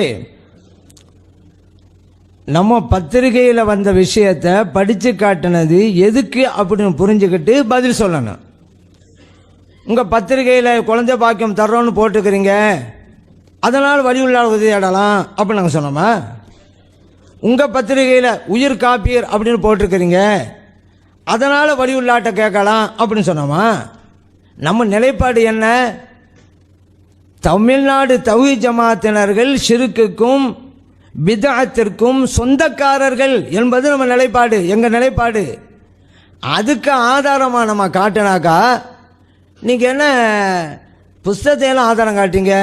நாங்கள் சொன்ன விஷயத்துக்கு ஆதாரமாக இதை கொண்டு வந்தோம். அதுக்கு தான் ஆயத்தையும் ஹதீஸையும் அள்ளி போட்டுக்கிட்டே இருக்கிறோமே, நீங்களும் பதில் சொல்லலை, ஆமோதிக்கிறாங்க. அல்ஹம்துலில்லாஹ். என்ன அதனால் இப்போ நம்ம என்ன சொல்கிறோம்? நீங்கள் ஷிர்க்குக்கு சொந்தக்காரர் நம்ம நிலைப்பாடு இல்லை, அவங்களும் ஷிர்க்கு செய்யக்கூடியவங்க தான். அதுக்கு நம்ம காமிக்கிறோம். அல்லாட்ட கேட்கக்கூடிய ஒரு விஷயத்தை ஒரு டாக்டர் சொல்கிறாரு, என்கிட்ட குழந்தை பாக்கியத்துக்காண்டி வாங்க அப்படிங்கிறாரு. இதுக்கு நீங்கள் விளம்பரம் போட்டுக்கிறீங்க, ஒரு ஷிர்க்குக்கு உதவியாக இருந்திருக்கிறீங்க. இப்போ நம்ம ஏற்கனவே சொன்னோம்ல, உயிராக இருக்கக்கூடியவர்களுக்கு அல்லாஹ்வுடைய ஆற்றல் இருக்கிறது என்று நம்பக்கூடியவர்கள் இவர்கள் இணை வைக்கக்கூடியவர்கள் சொன்னது அதை வச்சு தான். இப்போ வலியுள்ளாட்ட போய் குழந்தை பாக்கியம் கேட்டாக்க ஷிர்க்கு, ஒரு உயிராக இருக்கிற மனிதன்கிட்ட போய் குழந்தை பாக்கியம் கேட்டாக்க தௌஹீதா? இது என்ன தௌஹீது? போலி தௌஹீதா இல்லையா அது? அதனால தான் நம்ம சொல்கிறோம். இப்போ இதில் என்ன இருக்குது? என்னமோ அதில் இருக்க ஆலோசனைன்னு இருக்க வேறு ஆலோசனை மட்டுமா இருக்குது. அதுக்கு இன்னொருத்தர் படித்து காமிக்கிறாங்க. திருமணமாகி பல ஆண்டுகள் ஆகியும் சிகிச்சைகள் பல செய்தும் குழந்தை பாக்கியம் கிட்டாத கணவன் மனைவியர் ஹாஜி இந்த டாக்டர்கிட்ட அவர்களை நேரில் சந்தித்து நல்ல ஆலோசனைகளும் மருந்துகளும் பெறலாம். அப்போ குழந்தை இல்லாதவங்க வாங்க மருந்து தர, உங்கள் காய்ச்சல் தவளை போகும்டா அர்த்தமா? எதுக்கு கூப்பிட்டுருக்கிறாரு? குழந்தை தரன்னு கூப்பிட்டுருக்கிறாரு. அதுக்கு நீங்கள் அல்லாஹ் இல்லப்பா குழந்தைய கொடுப்பான், ஒரு மனுஷன் கொடுக்குறேங்கிறான், ஷிர்க்காச்சு. அதுக்கு விளம்பரம் போனாலும் உங்கள் கொள்கை அப்படின்னு ஆகி போச்சுல. அப்போ அல்லாஹ்ட்ட கேட்கக்கூடியதை உயிராக உள்ளவர்களும் கேட்கலாம் என்பதுதானே உங்களுடைய கொள்கை. அதனால அப்பயே சொன்னா வஅன்னல் குவ்வத லில்லாஹி ஜமீஆ, ஆற்றல் அனைத்தும் அல்லாஹ் ஒருவனுக்கு. நீங்க வித்தியாசப்படுத்துறீங்க, உயிராக இருப்பவன் இறந்து போனவன், இந்த வித்தியாசம் எதுக்கு? அதே போல இன்னொரு ஒரு பத்திரிகையில் மனித உயிர் காப்பீருங்கிறீங்களே, ஒரு வலியுள்ளாட்ட போய் ஒரு ஆள் என் உயிரை காருங்க அப்படின்ட்டாக்கா ஊர் ஷிர்க்கு. ஒரு உயிராக இருக்கிற மனிதர்கிட்ட என் உயிரை காங்கண்டா தௌஹீதா? இது போலி தௌஹீத் அல்லவா? அதான் எங்க கேள்வி. என்னங்க வலியுள்ளாட்ட கேட்டால் ஷிர்க்குங்கிறீங்க, உயிராக கேட்டாக்கா அப்படி போட்டிருக்கிறோன்னு 1000 விளக்கம் கொடுக்குறீங்க. ஏன் இந்த விளக்கத்தை வலியுள்ளாட்ட ஒரு ஆள் கொடுத்துட்டு போவார், ஒரு வலியுள்ளா பார்த்து உயிரை காருங்கன்னு சொல்லுவார், என்னப்பா ஷிர்க்கு, அவர் ஒரு விளக்கத்தை கொடுத்துப்பார். என்ன நிலைப்பாடில் இருக்கிறீங்க? அதான் நம்ம சொன்னோம், நீங்கள் இணை வைக்கக்கூடியவர்கள் என்பது எங்கள் நிலைப்பாடுங்கிறது இதைத்தான். நீங்கள் உயிராக இருக்கக்கூடியவர்கள் மரணித்தவர்கள் வித்தியாசப்படுத்துறீங்க. அல்லாஹ்வுடைய ஆற்றலை உயிராக இருக்கிற மனிதர்களுக்கு கொடுக்குறீங்க, அதனால தப்பு இல்லைன்றீங்க. உயிர் கொடுங்கன்னு கேட்கலாம், உயிரை பாதுகாக்கலன்னு உயிராக இருக்கிற மனுஷன்ட்ட கேட்கலாங்கிறீங்க. இதுதான் ஷிர்க்குங்கிறோம் நாங்கள். நம்ம என்ன சொல்கிறோம்? உயிராக இருந்தாலும் முடியாது, இறந்து போனாலும் முடியாது, முடியும் என்பது இறைவன் ஒருவனுக்கு சொந்தம். இதுதான் தௌஹீத். இந்த தௌஹீதுக்கு வாங்க. அல்லாஹ் யாரை வச்சு எதுவும் கொடுப்பான். உயிராக இருந்தால் தானே, இறந்து போனா என்ன? எல்லாம் அல்லாஹ்வுடைய படைப்பு தான். அல்லாஹ் யாரை வச்சு செஞ்சுக்கிட்டு போவான். நீங்கள் ரெண்டா பிரிக்க, உயிராக உள்ள மனிதர்களுக்கு என்னுடைய பண்பை ஏன் கொடுக்குறீங்க? உயிராக இருக்கிறவங்கெல்லாம் அல்லாவா? இப்போ உயிரை காப்பது அல்லாஹ் தான் சொல்லிவிட்டீங்களாக்கா, உயிராக இருக்கிற மனிதரை பார்த்து ஏன் கேட்கணும்? ஒன்று அவங்க அல்லான்னு சொல்லணும், இல்லைன்னா எப்படி சொல்லலாம்? அதுக்கு பதில் சொல்ற விட்டுவிட்டு உங்கள் கொள்கை இதுதாங்கிறது தான் காமிக்கிறோமே தவிர, நாங்கள் ஒரு கருத்தை எடுத்து வச்சு அதுக்கு ஆதாரம் அவங்க உங்கள் பத்திரிகையை நாங்கள் சொல்லவே கிடையாது. உங்களுடைய கொள்கை நீங்களும் இணை வைப்பவர்கள் என்பதற்கு எங்கே சொன்னோன்னு கேட்பீங்க, நாங்கள் சொல்லவே இல்லைங்க, அதுக்கு ஆதாரம் காமிச்சிருக்கிறோம். இல்லைன்னா நீங்கள் அதெல்லாம் காமிக்க வேணாம், எங்கள் கொள்கை அதான்டா சொல்லுங்கள், வெறும் வச்சு பேசிக்கிட்டே இருப்போம். அதனால் இது இந்த மாதிரி விஷயங்கள், உயிர் காருங்க, என் உயிரை பாதுகாருங்க அப்படின்ட்டு அல்லாதவர்கிட்ட முறையிடலாமா? அது உயிராக இருக்க மனிதனாக தான் இருந்தாலும் கூட சொல்லலாமா? எனக்கு குழந்தை வேணும்னு ஒரு ஆள் அணுகலாமா? அது அல்லாட்ட தான் கேட்கணுமோ, டாக்டர்கிட்ட போய் கேட்கலாமா? அது உயிராக இருக்கிற டாக்டர்னாலும் கேட்கலாமா? இதுக்கு பதில் சொல்லி நாங்கள்லாம் சிறுக்கு வைக்கலன்னு விளக்கம் சொல்றது விட்டுவிட்டு நீங்கள் ஆதாரமாக பத்திரிகை காமிக்கங்கிறீங்க. நீங்கள் இது செய்றீங்கிறத ஆதாரம் காமிச்சிருக்கோம். இது ஆதாரமாக நீங்கள் காமிக்க தேவையில்லை, நாங்கள் அந்த கொள்கையில் தான் இருக்கோம்னு சொல்லிடுங்க, நாங்கள் இனிமேல் காமிக்க மாட்டோம். அதுக்காக தான். அதனால் இதுக்கு என்னங்கிறது பதில் சொல்லுங்கள். அடுத்ததாக நபிகள் ஸல்லல்லாஹு அலைஹி வஸல்லம் அவர்களுடைய அந்த இல்முல் கைப் விஷயமெல்லாம் சொன்னாங்க. நம்ம ஒரு பாயிண்ட்டை எதுக்கு வைக்கிறோம் அப்படிங்கிறத அவங்க புரியணும். ஃபர்ஸ்ட் நபிகள் ஸல்லல்லாஹு அலைஹி வஸல்லம் உங்களுக்கு மறைமுக ஞானம் உண்டா இல்லைங்கிற சப்ஜெக்ட் அல்லங்க. நீங்கள் லிமிட்டு நீங்கள் நம்முடைய லிமிட்டை விட அவங்களுக்கு தாண்ட செய்யுது. அப்போ அல்லாஹ்விற்கு கூடியது அவர்களுக்கு இருக்குதான்னு அர்த்தமா? இல்லை தானே. நம்முடைய எல்லை விட்டும் தாண்டுது, ஆனாலும் இறைவனுடைய நிலையை அடைய முடியலைன்னு சொல்லத்தானே செய்கிறோம். அந்த மாதிரி தான் பல பேருக்கு உதவி செஞ்சாலும், பல பேருடைய செயலை கேட்டாலும், செய்தியை கேட்டாலும் அதெல்லாம் எல்லை உள்ளது. அதனால் அல்லாஹ் ஆயிர முடியாது. லைஸ கமிஸ்லிஹி ஷையுன், ஏன்னா இறைவனை போல எதுவும் கிடையாது. ஏன்னா அல்லாஹ் ஆக முடியாங்கிறது மிகப்பெரிய வித்தியாசம். என்ன, நாம் எவ்வளவுதான் தெரிந்தாலும் எல்லைக்குள்ளே இருக்கிறோம். இறைவனுடைய ஞானம் எல்லைக்கு அப்பாற்பட்டு இருக்கிறது. இறைவன் நமக்கு கொடுத்த சக்தியை வச்சு நம்ம பார்க்கிறோம், இறைவனுக்கு யாரும் சக்தியை கொடுக்கல. மிகப்பெரிய வித்தியாசம். அதனால அவுலியாக்களை போய் அல்லாஹ்வுடைய இடத்துல வைக்கிறாங்க அப்படின்னு சொல்லப்படுவது அபாண்டமான குற்றச்சாட்டு. அதான் நம்ம சொல்றோம். நாங்க சொல்லாதையே சொல்ல, நாங்க அது இல்லைங்கிறோமே, அவுலியாக்கு சக்தியே இல்லைங்கிறோமே, எல்லைக்கு இருக்குங்கிறோமே, அல்லாஹ் கொடுத்துங்கிறோமே. அப்படிங்கும்போது எப்படி ஒன்னாக முடியும்? யோசிச்சு பாருங்க. அதனால இப்படி ஒரு அபாண்டமான குற்றச்சாட்டுகள். எங்க கொள்கை இதுதான். இந்த கொள்கை சரியா இல்லைன்னு பேசுங்க. நாங்க இப்ப சொல்றோம்ல, அல்லாஹ்வுடைய இடத்துல நாங்க வைக்கல, அதனால இந்த கொள்கை சரியான பாருங்க. நபிகள் ஸல்லல்லாஹு அலைஹி வஸல்லம் அவருடைய மறைமுக ஞானம் இல்லைங்கிறதுக்கு எவ்வளவோ சொல்லலாங்கிறீங்க, இருக்குங்கிறது எவ்வளவோ சொல்லத்தான் செய்யலாம். நபிகள் நாயகம் ஸல்லல்லாஹு அலைஹி வஸல்லம் அவர்கள் ஒரு கட்டத்தில் சுபு தழுதுட்டு அந்த மெம்பர் பட்டியல ஏறினாங்க, பிரசங்கம் செஞ்சாங்க. லோக நேரம் வந்துச்சு, இறங்கினாங்க, பிரசங்கம் செஞ்சாங்க. அசர் நேரம் வந்துச்சு, ஏறினாங்க, பிரசங்கம் செஞ்சாங்க. இப்படி மக்ரிப் வரைக்கும் செஞ்சாங்க. என்ன தெரியுமா சொன்னாங்க? அஹ்பர பிமா கான் வ பிமா ஹுவ காயினுன், இதுவரைக்கும் என்ன நடந்தது அதையும் சொன்னாங்க, இனிமேல் என்ன நடக்கும் அதையும் சொன்னாங்க. முஸ்லிமிலே பதிவு செய்யப்பட்டிருக்கிறது. அப்ப அதே போல நபிகள் ஸல்லல்லாஹு அலைஹி வஸல்லம் சொல்றாங்க, அல்லாஹ் தஆலா எனக்கு இந்த பூமியை சுருட்டி காமித்தான். ஹத்தா ரைத்து மஷாரிகஹா வ மகாரிபஹா, சூரியன் உதிக்கிற இடங்கள், சூரியன் மறைகிற இடங்கள் எல்லாவற்றையும் நான் பார்த்தேன் அப்படிங்கிறாங்க. முஸ்லிமிலே பதிவு செய்யப்பட்டிருக்கிறது. அதே போல நபிகள் ஸல்லல்லாஹு அலைஹி சொல்றாங்க, என் உம்மத்தினுடைய எல்லா செயல்பாடுகளும் எனக்கு எடுத்து காட்டப்பட்டு முடிந்து விட்டன. யார் யார் என்ன செய்வாங்க, ஹசனுஹா வ சய்யுஹா, அவங்க செய்யற நல்லதா இருக்கட்டும் கெட்டதா இருக்கட்டும் எல்லாத்தையும் நமக்கு காண்பிக்கப்பட்டு விட்டது அப்படிங்கிற நபிகள் ஸல்லல்லாஹு அலைஹி வஸல்லம். இது முஸ்லிமிலே பதிவு செய்யப்பட்டிருக்கிறது. அதே போல நபிகள் நாயகம் ஸல்லல்லாஹு அலைஹி வஸல்லம் அவர்கள் சொன்ன பல விஷயங்கள் இருக்கிறது. அதே போல இந்த ஹைபர் யுத்தத்தின் போது சொல்றாங்க, நாளை தினம் ஒருவருடைய கையிலே நான் கொடியை கொடுப்பேன், அவர் மூலம் வெற்றி கிடைக்கும்ங்கிறாங்க. அடுத்த நாள் அலி ரலியல்லாஹு அன்ஹு அவங்களுடைய கையில கொடியை கொடுத்தாங்க, வெற்றியும் கிடைத்தது. அது புகாரிலே பதிவு செய்யப்பட்டிருக்கிறது. இப்படி நபிகள் நாயகம் ஸல்லல்லாஹு அலைஹி வஸல்லம் அவர்களுக்கு அல்லாஹ் தஆலா வழங்கிய ஞானம் ஒன்றல்ல இரண்டல்ல நிறைய இருக்கிறது அப்படிங்கிறத நம்ம புரிந்து கொள்ளணும். அதே போல நபிகள் நாயகம் ஸல்லல்லாஹு அலைஹி வஸல்லம் சொன்னாங்க, நான் மூசா அலைஹிஸ்ஸலாம் அவருடைய கபரு எங்க இருக்குது அப்படிங்கிறது கூட நான் உங்களுக்கு சொல்லுவேன், அந்த இடத்துல இருந்தாலும் உங்களுக்கு காட்டுவோங்கிறாங்க. ஸல்லல்லாஹு அலைஹி வஸல்லம் காலத்திலேயா மூசா அலைஹிஸ்ஸலாம் நடக்கம் செய்யப்பட்டாங்க, ஆனாலும் அந்த கபர் எங்க இருக்கிறது என்பதை என்னால் உங்களுக்கு காமிக்க முடியும் அப்படிங்கிறாங்க நபிகள் நாயகம் ஸல்லல்லாஹு அலைஹி வஸல்லம் அவர்கள். இப்படி எண்ணற்ற விஷயங்களை சொல்லியிருக்கிறாங்க. இப்ப நம்ம இந்த பிரச்சனைலாம் நம்ம இதுக்காக காட்டல, இல்முல் கைப்புக்காக வரல. நம்ம என்ன சொன்னோம், ஒரு எல்லை நீங்களே, நம்ம எல்லையும் தாண்டி நபிகள் ஸல்லல்லாஹு அலைஹி வஸல்லம் பெற்றிருக்கிறாங்களே, அதனால் அல்லாஹ்வுடைய சிவத்தை ஸல்லல்லாஹு அலைஹி வஸல்லம் இருக்குன்னு சொல்லிட்டாங்களா? இல்லை எவ்வளவுதான் பெற்றாலும் கூட நம்மால் பார்க்க முடியாது.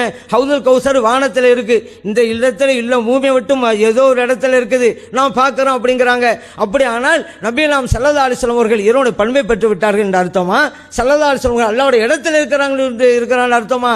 கிடையாதுல. ஏன், எவ்வளவுதான் அந்த ஞானத்தை பெற்றாலும் அது ஒரு எல்லைக்குள் இருக்கிறது அப்படிங்கிறதான காரணம். அது மட்டும் இல்லை, இப்போ நம்ம என்ன சொன்னோம், நீங்கள் கடைசியில் ஒவ்வொன்றா பார்த்து முஸ்லீம்களை எல்லாம் காஃபிருங்கிற அளவுக்கு ஒரு பாவம் செஞ்சுட்டா கூட அவனு காஃபிராக பெறுவான். உதாரணத்துக்கு ஒருத்தன் தற்கொலை பண்ணால் அவங்களுக்கு ஜனாசா தொழுகை கிடையாது, அவன் நிரந்தர நரகங்கிறீங்க, ஒரு முஸ்லீமை காஃபிராக்குறீங்க, இது தப்பல்லவா? நபிகள் ஸல்லல்லாஹு அலைஹி சொன்னாங்க, ஒரு முஸ்லீம் பார்த்து யா காஃபிர் என்று சொன்னால் அதுக்கு அவன் தகுதியிலும் பொழுது உனக்கு திரும்பி வந்து விடுமாங்களே, இது புகார் பதிவு செய்யப்பட்டிருக்கு, முஸ்லிம்கள் பதிவு செய்யப்பட்டிருக்கு. அந்த வகையிலும் நீங்கள் நினைவு வைக்கிறீர்கள். ஏன் தற்கொலை செய்து கொண்டவனை இஸ்லாத்தை விட்டு அப்பாற்பட்டவன் நிரந்தர நரகத்திற்கு சொந்தக்காரன் அப்படிங்கிறீங்க. ஒரு முஸ்லிமை காபிராக்குறீங்க. இது ஷிர்க் அல்லவா? அது மட்டுமா, நீங்க கொஞ்சம் கொஞ்சமா அந்த இளைஞர்கள் எங்க அழைச்சிட்டு போறீங்க?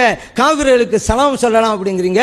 இதுவெல்லாம் எந்த நிலைக்கு உங்களை கொண்டு போக போகிறது என்கின்ற குற்றச்சாட்டை வச்சிருக்கிறோம். இதுக்கெல்லாம் வேறு சொல்லல. ஆரம்பத்திலேயே பிதத்து என்பதற்கு பல்வேறு விஷயங்கள் நம்ம சொல்லி தந்தோம். ஆனா அவங்களுக்கு இதுவரைக்கும் பதில் தரல. இந்த பிதத்து நீங்க என்ன பிதத்து செய்றீங்க என்று ஆரம்பத்தில் வச்சோம். இதுவரைக்கும் பதில் தரல.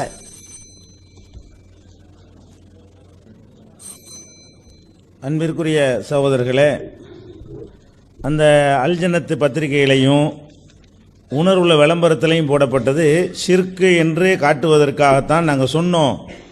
எங்கள் செயல்பாடை நியாயப்படுத்துறதுக்கு சொல்லலை என்று சொன்னார்கள். அதாவது ஒரு குழந்தை இல்லை என்பதற்காக வேண்டி மருந்து ஆலோசனையும் வழங்கப்படும் போட்டிருக்கு இல்லையா, அது ஷிர்க்குங்கிறாங்க. மருந்து தர்றது அல்லாஹ்வுடைய வேலையா? மருந்து மனுஷன் தான் தருவான், குழந்தை தான் அல்லாஹ் தருவானே தவிர மருந்து தர்றது ஏன் வேலைன்னு எல்லாம் சொல்லியிருக்கிறான். அப்போ டாக்டர் வேலையை பார்க்கக்கூடாது. மருந்து மனுஷன் தான் தருவான். ஆலோசனை அல்லாஹ்வா தருவான். அல்லாஹ் அதுக்கு ஒரு ஆலோசனை சொல்லணும் கேட்ட ஆலோசனை அல்லாஹ்வா தருவான். அல்லாஹ் குழந்தையை தர்றதுக்கு தான் சொந்தம் கொண்டாடாட தவிர மருந்து மனுஷன்ட்ட தான் போய் கேட்கணும், ஆலோசனை மனுஷன்ட்ட தான் கேட்கணும். எது மனுஷன்ட்ட கேட்கணுமோ அதைத்தானே மனுஷன்ட்ட கேட்குற மாதிரி விளம்பரம் இருக்கு.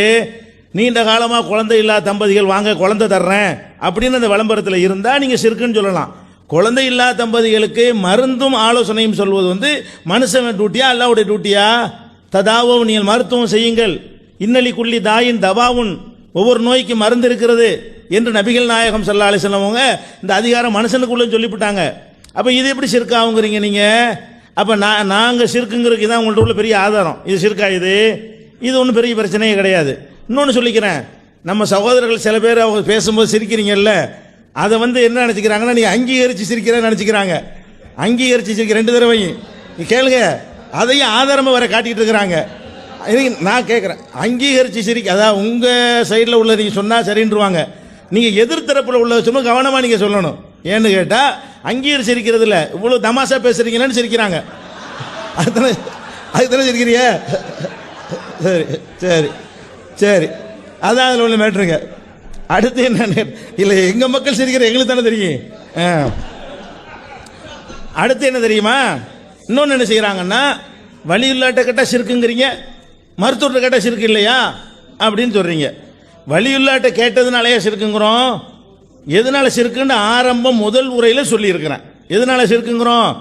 அவரை அல்லாஹ்வுடைய இடத்தில் வைத்து நீங்கள் கேட்கிறீர்கள். அல்லாஹ் கேட்பது போல அவர் கேட்பார், அல்லாஹ் பார்ப்பது போல அவர் பார்ப்பார், அல்லாஹ்வை போல பிரித்து அறிவார். எல்லை இல்லாமல் கோடான கோடான கோடான கோடானி மக்கள் கேட்டாலும் அவர் அதை பிரித்து அறிந்து என்ன செய்வார்? அது அல்லாஹ்ட்ட சொல்லி வாங்கி தருவார். நீங்கள் சொல்லக்கூடிய நேரத்தில் அது என்னவாகி விடுகிறது? அல்லாஹ்வுடைய தன்மையை கொடுத்துடுறீங்க. அது ஷிர்க்கு தான். மருத்துவத்தை கேட்கும் பொழுது ஒரே நேரத்தில் ஒரு வினாடியில் கோடான கோடான கோடானி பேர் உலகத்தின் பல பகுதியில் இருந்து கேட்டார்களே, ஆனால் அதுவும் ஷிர்க்கு தான். மருத்துவத்தை கேட்கும்போது விளம்பரத்தை பார்த்துட்டு ஒருத்தர் தான் போவாங்க. 10 பேர் ஒன்றா போனால் கூட ஒருத்தர் தான் உங்களை அனுப்புவாங்க. அது மனுஷன் கேட்குற மாதிரி கேட்குறாங்க. அந்த மருந்தை கூட எப்படி கேட்குறாங்கன்னு கேட்டால், மருத்துவரை மனிதர் என்ற இடத்தில் வைத்து கேட்கிறார்களே தவிர அல்லாஹ்வுடைய தன்மையை கொடுத்து கேட்கிறார்களா? நீங்கள் அவுலியான்னு சொல்லக்கூடிய ஆட்கள்கிட்ட அல்லாஹ்வுடைய தன்மையை கொடுத்துல கேட்குறீங்க. அல்லாஹ் கேட்குற மாதிரி எவன் வேண்டாலும் கேளு, எங்கே இருந்து வேண்டாலும் கேளு, அதெல்லாம் அவருக்கு தெரியும், அல்லாஹ்ட்ட வாங்கி தந்துடுவாரு என்று நீங்கள் சொல்வீர்களே. ஆனால் அங்கே நீங்கள் அல்லாஹ்வுடைய கேட்கும் திறனை, அவனுடைய பார்க்கும் திறனை கொடுத்துருக்கிறீங்க. மருத்துவர்கிட்ட அப்படி கொடுக்கல. இது எப்படி ரெண்டையும் நீங்கள் கம்பேர் பண்ணுறீங்கன்னு விளங்கலை. இது எப்படி ரெண்டும் ஒப்பாவும்? அப்போ உங்கள்ட்ட ஒரு ஆதாரமும் கிடையாது என்பது தெள்ள தெளிவாக தெரிஞ்சிருச்சு. அடுத்து என்ன கேட்குறாங்க? நபிகள் நாயகம் ஸல்லல்லாஹு அலைஹி வஸல்லம் அவர்கள் அவங்களுடைய கேட்கறது, அவங்களுடைய பார்க்கறது நம்மளை விட கூடத்தானே, லிமிட் கூடுதா இல்லையாங்கிறாங்க. லிமிட் கூடுறது பேச்சு இல்லை, அல்லாஹ்வுடைய லிமிட்டுக்கு வர்றது தான் பேச்சு. லிமிட் ஒருத்தர் கூடலாம், ஒருத்தர் குறையலாம். இங்கே உள்ள மக்கள் அனைவரும் ஒரே லிமிட்டில் கேட்பீங்களா? அனைவரும் ஒரே லிமிட்டில் பார்ப்பீங்களா? ஒருத்தர் கண்ணாடி போட்டும் பார்க்க முடியாமல் இருக்கார், ஒருத்தர் கண்ணாடி இல்லாமல் பார்க்குறாரு. லிமிட் டிஃபரெண்ட் இருக்கலாம்.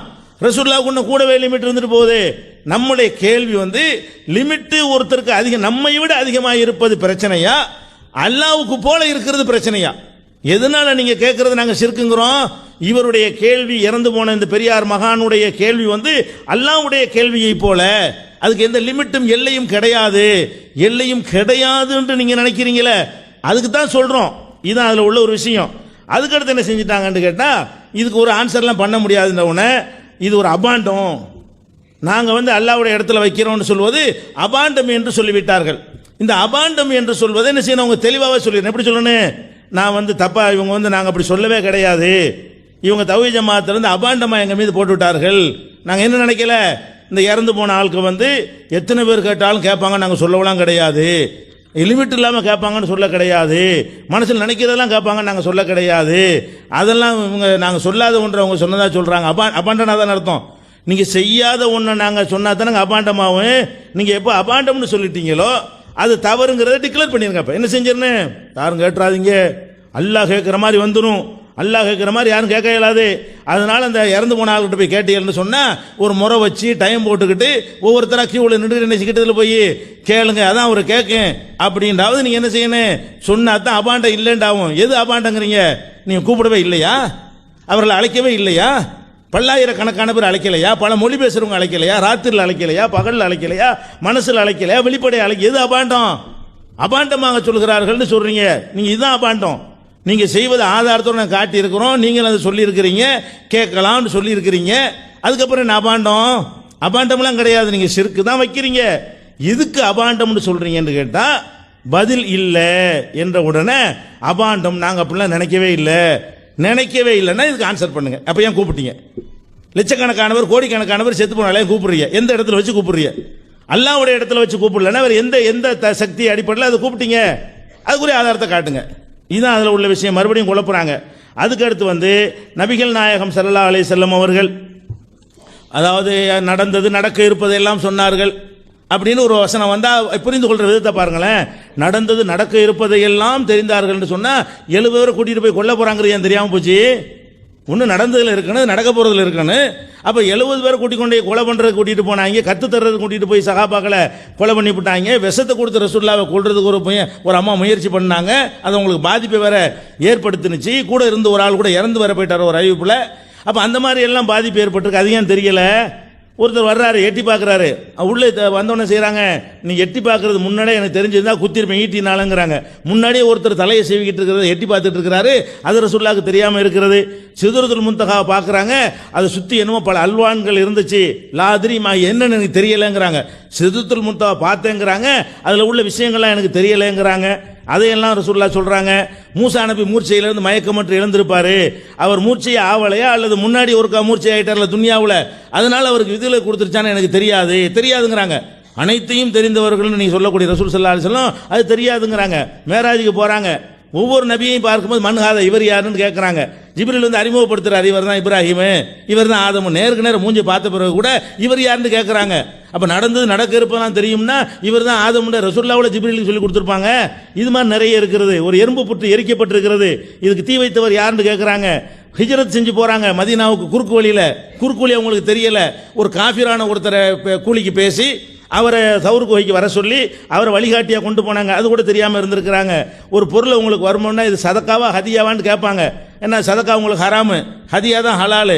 கேள்வி கேட்டு தெரிஞ்சுக்கிட்டு தான் சாப்பிடுவாங்க, சாப்பிடாம இருப்பாங்க. வந்தவுடனே இது சதக்கா இது ஹதியான்னு சொல்லிட மாட்டாங்க, கேட்டு தான் தெரிஞ்சுக்கிட்டாங்க. அலி ரலியல்லாஹு அன்ஹு தேடி வீட்டுக்கு போறாங்க, ஃபாத்திமா வீட்டுக்கு. காணாண்டவுடனே ஐன அலியுன், அலி எங்கேன்னு கேட்குறாங்க. ஏன் அலி எங்கே இருக்கான்னு தெரிஞ்சுக்கிற வேண்டியானே, அது தெரியவில்லை. அதே மாதிரி ஒருத்தர் இறந்தவரை கொண்டு வந்தாங்கன்னா இவருக்கு கடன் இருக்குதான்னு கேட்பாங்க. கடன் இருக்குன்னா தொழுகை நடத்த மாட்டாங்க, கேட்டு தான் தெரிஞ்சுக்கிடுவாங்க. ஒரு பொருளை ஒரு ஆட்டை ஓட்டிக்கிட்டு போறாருன்னு சொன்னா இது விற்கிறது கொண்டு போறியா அன்பளிப்பா கொண்டு போறியான்னு கேட்பாங்க. கேட்டு பையான்னு அத்தியத்தன் கேட்டிருக்கிறாங்க. அதே மாதிரி ஒரு பொம்பளை அதிகமாக தொழுவாங்க அப்படின்னு சொல்லி வரும்பொழுது அந்த பொம்பளை யார், மன்ஹாதிஹி ஃபுலானத்துன் ததுக்குர்பின் சலாத்திகான்னு அந்த ஹதீஸ் வரும், கேட்டு தான் தெரிஞ்சிருக்கிறார்கள். ஒருத்தர் கல்யாணம் பண்ணி கேட்பார் ஒரு பெண்ணை, நீ மோதிரம் வச்சிருக்கிறான்னு கேட்பாங்க, இரும்பு மோதிரமாச்சு இருக்குதா, அவர் உண்மை இல்லைன்னு தெரியல உங்களுக்கு, விசாரிச்சு அவர் போய் பார்த்துட்டு வந்து ஒண்ணுமே இல்லைன்னு சொல்லும்போது அவங்களுக்கே தெரிகிறது. ஏன் கேட்கணும், எல்லாம் தெரியும்னா கேட்காமல சொல்லிடலாம், உன்ட்ட ஒண்ணுமே இல்லையே அப்படின்னு சொல்லியிருக்கலாம். அதே மாதிரி ஜாபீர் பிரயாணத்தில் போயிட்டு இருக்கிறாங்க, மன்ஹாதா யாரு, நான் தான் ஜாபீர், அவ்வளோ நெருக்கமான ஒரு சஹாபியுடைய மகன். அவர் யாருன்னு கூட அப்துல்லாவுடைய மகன், ஆனாலும் அவரை பற்றி தெரியல. ஒரு கூட்டத்தார் வந்தாங்கன்னா மணில் கௌம், இந்த கூட்டத்தார் யார் அப்படின்னு விசாரிப்பாங்க. அதனால ரசூலுல்லாஹ்வுக்கு தெரியும் என்றால் அது ஃபித்னா சம்பந்தப்பட்டது, நடந்து நடக்க இருப்பது தெரியும் என்று சொன்னா எதிர்காலத்தில் நடக்கக்கூடிய குழப்பங்கள் இன்னொரு அறிவிப்பில் அப்படியே வருகிறது. ஃபித்னான்னு சொல்லியே இன்னொரு அறிவிப்பில் என்ன செய்யுது, இன்னி லஅலமுன் நாஸி பி குல்லி ஃபித்னத்தின் ஹிய காயினத்துன் ஃபீமா பைனி வ பைனஸ்ஸா, எனக்கும் கியாம நாளுக்கு மத்தியில் ஏற்படக்கூடிய எல்லா குழப்பங்களை பற்றியும் நான் அறிந்திருக்கிறேன். அறிஞ்சு சொல்லிட்டாங்க. என்னென்ன தஜ்ஜால் குழப்பம் வரைக்கும் அவங்க என்னென்னத்தில் அறிந்திருந்தாலும் அந்த குழப்பத்துக்கு சொல்ற ஒரு அதுக்கு தான் வந்தாங்க. குழப்பங்களை பற்றி நமக்கு எச்சரிக்கை பண்ற கடமை இருக்கிறது. இதுதான் விஷயம். டாபிக் அது இல்லை, அதுக்கு சொல்லலைன்னு சொல்லிட்டாங்க. நாம கேட்பது, நீங்கள் இறந்தவரை கூப்பிடும்போது அவர் கேட்கிறார் என்று நினைக்கிறீர்கள். யாரு கேட்கிற மாதிரி கேட்கிறார்? மனிதன் மகுளு கேட்கிற மாதிரி அவர் கேட்கிறாரா, ஹாலிக்கு கேட்கிற மாதிரி கேட்கிறாரா? இதுதான் எங்களுக்கு வேணும். மகுளு கேட்கிற மாதிரி கேட்பதாக இருந்தால் அந்த எல்லையை எங்களுக்கு சொல்லுங்க. ஹாலி கேட்கிற மாதிரி கேட்கிறாருன்னா அதுக்குரிய ஆதாரத்தை சொல்லுங்க என்று திரும்ப திரும்ப பல தடவை கேட்டுவிட்டோம். ஒண்ணுக்குமே பதில் சொல்ல காணாம். திருப்பி என்ன செய்யறாங்க? நம்மளை நோக்கி ஷிர்க்குன்னு சொல்றதுக்கான இந்த உணர்வு விளம்பரம்.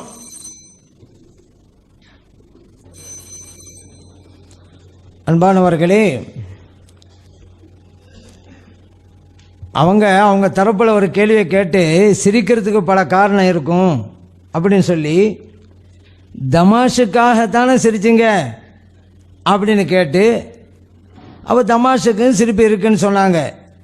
இப்படி சொல்லும் பொழுது அந்த அணியினர் சிரிச்சிட்டாங்க. அப்போ இவங்க சொன்னது தமாஷா ஆகி போச்சு. இப்போ அல்ஹம்துலில்லாஹ் ஒப்புக்கொண்டாங்க. அடுத்ததாக இந்த மருந்துக்கு ஒரே விளக்கம் கொடுத்தாங்க. ஆனால் அந்த உயிர் காப்பிற்கு விளக்கத்துக்கு வரவே இல்லை. ஏன்னா விளக்கம் கூட சொல்லாத அளவுக்கு கடுமையான குற்றச்சாட்டு அது. மருந்து 2 பத்திரிகையில் விஷயத்தை வச்சோம். ஒரு விஷயம் மருந்து அப்படி இப்படி அப்படின்னாங்க. இந்த உயிர் காப்பிற்கு எந்த ஒரு விளக்கமும் தரலங்க. அப்படியே பார்த்தா இப்போ ஒரு ஆள் சொல்கிறாரு, குழந்தை பாக்கியம் வேணுமா, நான் துவா செய்கிறேன், எல்லாம் அது என்கிட்ட ஆலோசனை பண்ணுங்க, நான் துவா செய்கிறேன் அப்படிங்கிறாரு. அப்போ துவா கேட்பது அல்லாவுக்கா இருக்குது, மருந்து கொடுக்கறது அல்லாவுக்கு இல்லை, அதுதானே இவர் செஞ்சார் அப்படின்னு சொன்னால், துவா கேட்கறது அல்லாவுக்கு இல்லை. ஒரு ஆள் சொல்கிறாரு குழந்தை பார்க்க வேண்டுமானால் என்னிடம் வாருங்கள், நான் துவா செய்கிறேன் அப்படிங்கிறாரு. இப்படியெல்லாம் ஒவ்வொரு ஆளுகளும் அப்படியெல்லாம் பண்ணிகிட்டு இருக்கலாமா? நீங்கள் செஞ்சது தப்பா ரைட்டு போட்டுட்டோங்கிறத நியாயப்படுத்த வேணாம். தப்புன்னா தப்புன்னு சொல்லிடுங்க. ஒரு குழந்தை பாக்கியம் அல்லாட்ட கேட்கணுங்கிறத அவங்க ஒரு விளம்பரமாக ஒரு ஆள் சொல்கிறாரு, நான் மருந்து தர்றேன் பாக்கியமே இல்லாவிட்டாலும்ங்கிறாரு. அப்படிங்கிறார். சிகிச்சை செஞ்சு கூட பலன் இல்லாவிட்டாலும் பரவாயில்லைங்கிறாரு. அப்போ எந்த நிலையில் இவர் சொல்கிறாரு வாங்க நான் மருந்து தரேன் அப்படின்னு சொல்லலை.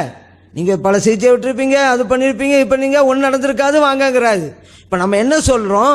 இறைவனிடம் வைக்கிற அந்த கோரிக்கைக்காக ஒரு உயிராக இருப்ப நம்மளிடம் போய் வைத்தாலும் சரியா இல்லை சரி என்று நீங்கள் விளக்கம் கொடுத்தா, உயிர் உள்ளவர் உயிர் இல்லாதவர் மரணித்தவர் இந்த வித்தியாசத்தையும் காட்டுறீங்க. இறைவனுக்கு மட்டும் இருக்கிற பண்பு என்றால் அதை பிறருக்கு கொடுக்க கூடாதானே? அது உயிராக இருந்த மனிதராக இருந்தா தான் என்ன, இறந்து போனவராக இருந்தா தான் என்ன? இல்லை உயிராக இருக்கிற மனிதரிடம் இந்த கோரிக்கை வைக்கலாம் என்றால், உயிராக இருக்கிற மனிதர் கடவுளா இல்லை இல்லை அந்த கேள்வியில் நாங்கள் வச்சிருக்கிறோம். சரி, உயிர் காக்குதல் அப்படிங்கிறது மனிதர்கள் பார்த்து வைக்கலாமா? ஒரு பேச்சுக்கு அப்படி சொன்னோன்னு சொன்னீங்களா?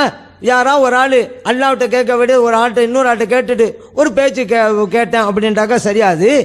நீங்கள் என்ன ஒரு வலியுள்ளாட்ட கேட்டால் சிறுக்கு என்று சொல்கிறீங்க, அது உயிராக இருக்கிற மனிதனம் கேட்டால் சரிங்கிறீங்க. அப்போ உயிராக இருக்கிற மனிதர்களை எல்லாம் நீங்கள் கடவுள்களாக ஆக்குகிறீர்கள், உயிராக இருக்கிற மனிதர்களை என்னுடைய இடத்திலே வைக்கிறீர்கள். இது சிறுக்கு என்பதுதான் எங்களுடைய குற்றச்சாட்டு. அடுத்ததாக நீ இன்னும் அது விளக்கம் கொடுக்கும் பொழுது லிமிட் இருக்குது. இதில் லிமிட் இருந்தால் பிரச்சனை இல்லை, அல்லாவுடைய லிமிட்டு கொண்டு போனாதான் தப்பு அப்படிங்கிறீங்க. அப்போ இது வாதமே எல்லாமே முடிஞ்சு போச்சாங்க. அப்போ முடிஞ்சு போச்சு. ஏன் நாங்கள் தான் சொல்லிட்டோமே அல்லாவுடைய இடத்த வைக்கலன்ட்டோம். இன்னும் சொல்ல போனால் லிமிட்டுங்கிறது இறைவனுக்கே இல்லையே.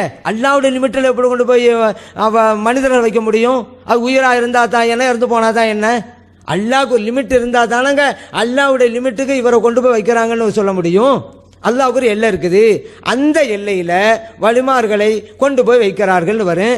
இறைவனுக்கு எல்லை இல்லைன்னு ஆகி போச்சு, மனிதர்களுக்கு எல்லை உண்டு. மிகப்பெரிய வித்தியாசம். நீங்கள் என்னதான் இருக்குது என்றாலும் எல்லை இருக்கிறது என்றாலும் இறைவனுடைய இடத்தை அடைய முடியாது.